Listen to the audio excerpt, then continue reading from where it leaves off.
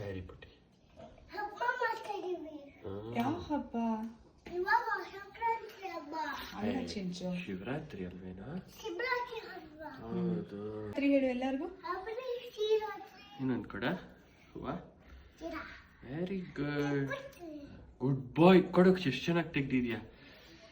Very good. ಕೊಡಿ ಇನ್ನೊಂದು.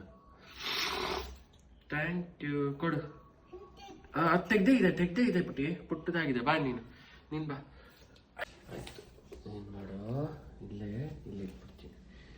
Good ಬಾಯ್. ಇಡು. Very good Chini. ಅಲ್ಲಿ ನಮ ಶಿವಾಯ ಹೇಳ್ಬಿಡು ಕಂದ. ಬಾ, ಹಿಂದೆ ಬಾ.